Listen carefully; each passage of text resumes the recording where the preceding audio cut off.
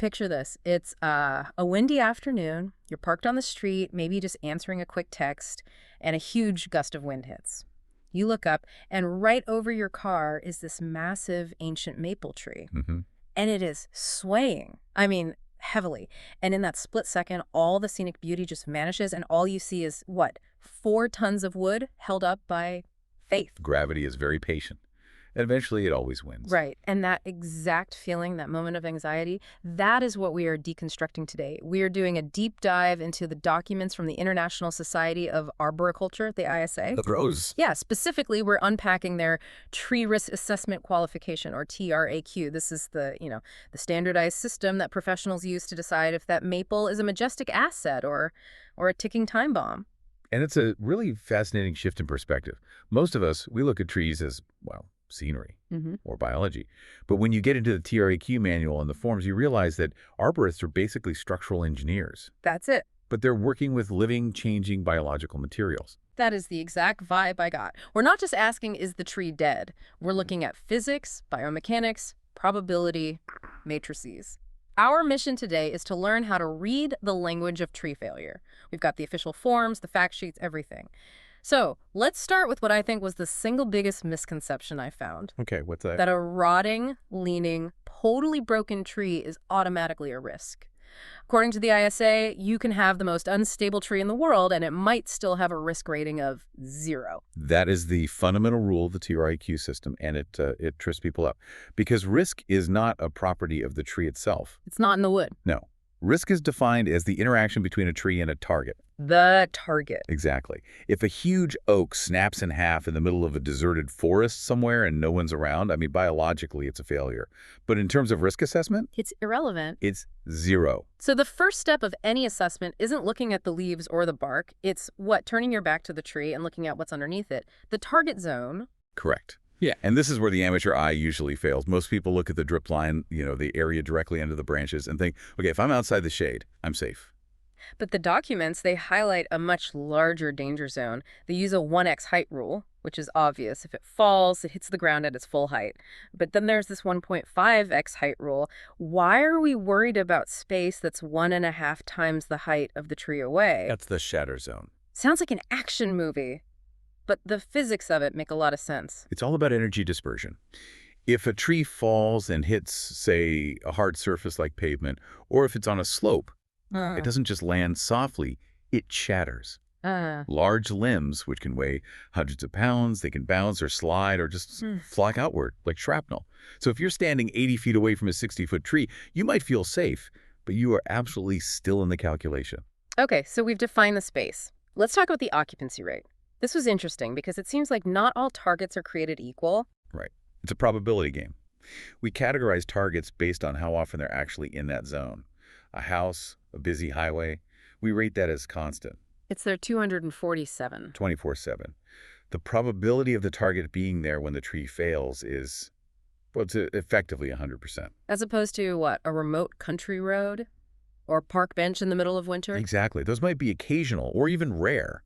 You have to think of it like, for a rare target, like one car passing on a dirt road, to get hit, the tree has to fail at the exact specific second that car is underneath. The variables have to align perfectly. Which drops the overall risk score way down. You can have a tree with a high likelihood of falling, but if the target likelihood is rare, the total risk might still be low. It stops us from, panicking about every dead branch in the forest. That is a crucial distinction. Okay, but let's shift to a scenario where we do have a target. My house is the target. Constant occupancy. Now we have to look at the tree. The TRAQ form lays out this 360-degree top-down approach. Visual assessment, yeah. Right. And the section on the crown, the branches and leaves, it had some terms that sounded almost poetic, but they described these structural nightmares. Lion tailing was the big one. I see this all the time. Lion tailing is a classic example of human error that's, masquerading as good maintenance. It's what happens when someone hires an untrained pruner who just wants to make the tree look clean.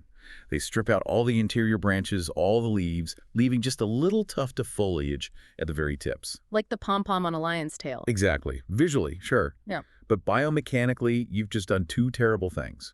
First, you've created excessive end weight. You've moved the center of gravity to the furthest possible point on that lever arm. Which just multiplies the torque right at the trunk. Drastically. But second, and this is the really subtle part, you've removed the damping mechanism. Those interior branches, they're like shock absorbers. In the wind, they rub together, they dissipate energy. A lion-tailed branch doesn't sway, it flails. It catches all the wind with no way to slow itself down. Yes. It starts oscillating violently, and eventually that lever arm just snaps.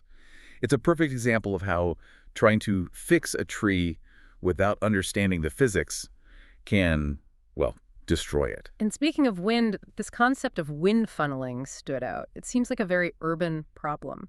The documents say a tree's safety isn't just about the tree, it's about the buildings around it. Trees adapt to their environment. A tree in an open field grows to brace against wind from all sides. But in a city, you've got skyscrapers, street canyons. Like wind tunnels. There are wind tunnels that compress the air, speed it up, the Venturi effect. Right. So you might have a moderate breeze on the street, but 40 feet up, channeled between two buildings, that tree is getting hit with gale force pressure from a direction it was never built to handle. You have to look at the buildings as much as the branches. Let's move down to the trunk. This is where it gets really structural. So the documents spend a lot of time on unions where branches attach, and they are so specific. U-shape, good. V-shape, bad. Why is the shape that critical? It all comes down to connection. In a wide U-shaped union, there's a solid bridge of wood connecting the branch to the stem. It's strong. But in a tight V-shape, you often get what are called codominant stems. So two stems of roughly the same size, and they're fighting each other. They're fighting for dominance, and because they're fighting, they grow against each other. And that leads to a defect called included bark. This idea of included bark it blew my mind. It's a defect you can't even really see, but it's like a hidden killer. It is. Think about how a tree grows. It adds a new ring of wood every year, right? Yeah. It gets wider.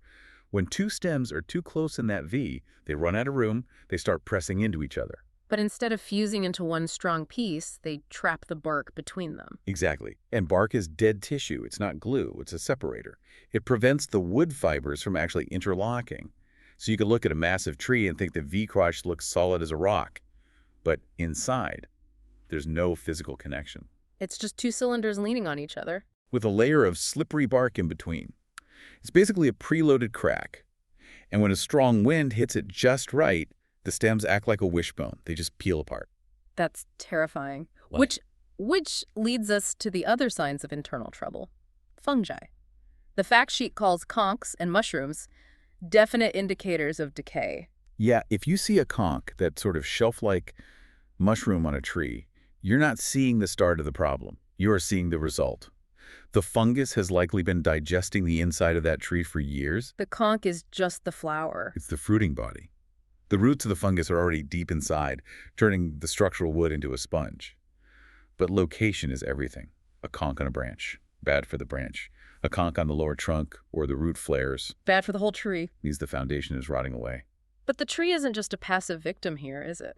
I was fascinated by this section on response growth. It's like the tree is trying to tell us where it's weak. Trees are self-optimizing. They follow this rule in biomechanics called the axiom of uniform stress.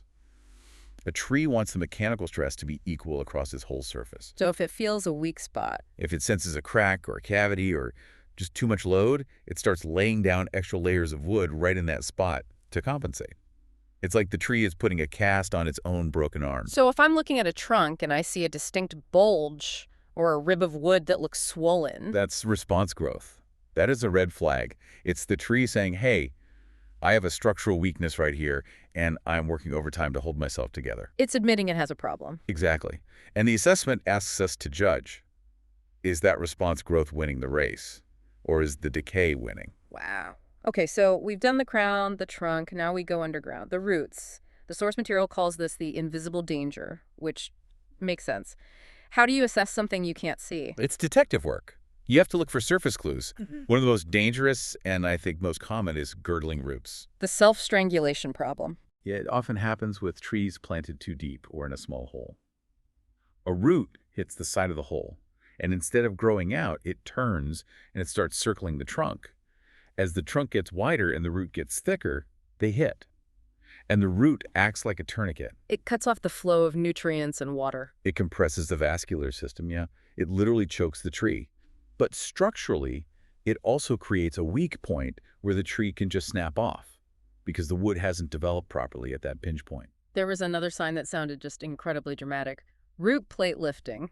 That is an evacuate the area immediately sign. It sounds like the earth is actually moving. It is. If you're watching a tree in a high wind and you see the soil on the upwind side actually cracking or lifting up, sometimes inches off the ground, it means the anchor roots are gone, they failed. The tree is just a lollipop in loose sand. It's physically rocking in the hole. If you see the ground breathing, you run. You run fast. The tragic thing, according to the fact sheet, is that so much of this root failure it's man-made. We love to mess with the soil. Fill soil. It's the silent killer. People want a nice flat lawn, or they want to build a raised flower bed around their favorite oak.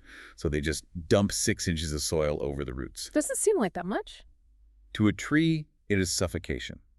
Tree roots don't just need water, they need oxygen. That's why they stay near the surface. When you bury them, even with just a few inches of heavy soil, you cut off the oxygen. The roots die, decay starts, and 5 years later, the tree falls over on a perfectly calm day because it has no feet left. Okay. So we've gathered all this data, we've seen the lion tailing, we've noted the response growth, but TRAQ isn't about a gut feeling. We have to feed this into the matrix. The matrix is really the core of the whole thing. It removes the emotion and forces a calculation. It's actually a 2-step process. Okay, let's walk through it. Let's say we have a big dead branch, a hanger, and it's right over a driveway. Okay, step 1 is matrix 1, likelihood. 2 questions. First, what's the likelihood of failure? Is that branch falling imminent, probable, possible, or improbable? It's a dead hanger. I'd say probable. Okay, second question. Likelihood of impact. If it falls, will it actually hit the target? Well, the driveway's the target. A car is there maybe 10 hours a day. So it's not constant, but it's frequent. So we look at the grid. You cross probable failure with the high likelihood of impact. The matrix gives you a specific likelihood score. But we're not done. Now we take that score to matrix 2. The risk rating. This is where consequences come in. Right. If that branch hits the car, what happens? Is the consequence negligible, a small dent? Or is it severe, crushing the roof, injuring someone? Let's call it a big branch, so significant consequences. Okay, so you combine your likelihood score with significant consequences, and the matrix spits out the final rating. Low, moderate, high, or extreme. And that final word, high, extreme, that's what drives the decision. Precisely. It gives the owner a defensible, objective reason to do something. There was one variable here that really surprised me, though. The time frame. The form makes you state a time frame, like 1 to 5 years. Why isn't risk just? Because trees are alive. They're dynamic. Decay is a function of time. A tree might be low risk if you're only looking at a 6-month window. But if you change that time frame to 5 years, that decay will progress, the shell wall gets thinner, and the likelihood of failure might jump from possible to probable. So a risk assessment has an expiration date. Always. It's just a snapshot in time. You can't predict what a living thing is going to do 10 years from now. So, okay, we've crunched the numbers. The matrix says high risk. My first instinct, and I think most people's, is get the chainsaw, take it down. And that's often the knee-jerk reaction. But the TRAQ mitigation section gives you a whole hierarchy of solutions. And the first one was a total aha moment for me. We don't always have to fix the tree. We can. Right. We can fix the target. Remember the equation. Risk equals tree plus target. If you remove the target, the risk immediately drops to 0. So if that scary branch is hanging over a picnic table... Move the table, move the playset, reroute the path. It costs nothing, you save the tree, and the risk is gone. That's brilliant. Manage the space, not just the plant. But, okay, if the target is a house, we can't move it. What's next? Then you look at the tree. Pruning is the first line of defense.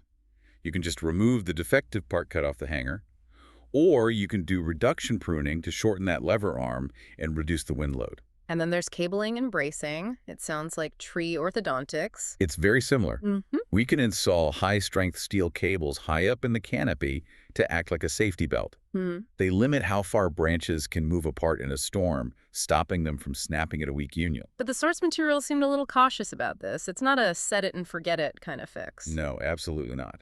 A cable tree is basically on life support. You are signing up for ongoing inspections. It's not a cure, it's a mechanical crutch. And finally, if the trunk is hollow, the roots are lifting, and it's leaning over a school. Then removal is the only responsible option. There was a term at the end of the form that felt like a legal disclaimer: residual risk. It's just reality. Residual risk is the risk that's left after you do the work. If you prune the dead wood, the tree is safer, but is it safe? No. It's still a 5-ton organism standing in the wind. There is always residual risk. We can never get to zero. Not unless you remove the tree. And even then, as we joke in the industry, you've got the risk of tripping over the stump. This whole deep dive has honestly changed how I walk down my own street. It's like I have a new set of glasses on, I'm spotting V-shapes, I'm looking for mushrooms, I'm checking if the sidewalk is cracked. And that's the goal, right? Yeah. A safe tree is a myth, but a managed tree is an incredible asset. And just a reminder to everyone listening, we've broken down the logic, but this TRAQ qualification is serious business. It's a multi-day course, intense exams. So if you're worried about that maple, don't just ask a neighbor. Look for the credential. Ask them, are you TRAQ qualified? Because you want someone who knows the matrix, not just someone who knows how to start a chainsaw. So here's your mission for the week. Go outside, pick one tree that you park under or walk past every single day, and really look at it. Check the unions. Are they U's or V's? Look for that response growth. Is the tree bulging anywhere? And then ask yourself the most important question of all. If this falls, what's the target? Because once you identify the target, you truly understand the risk. Before we wrap up, I just want to go back to that response growth idea one last time. My favorite part of tree biology. It's such a beautiful metaphor, isn't it? The tree doesn't hide its wounds, it grows around them, it builds strength exactly where it's weakest. It does. And in doing so, it leaves us a map. The tree is constantly telling us its history, its struggles. We just have to learn the language to read it. The tree is talking, we just have to listen. That's it for this deep dive into decoding tree risk. Stay curious, stay safe, and we'll see you next time.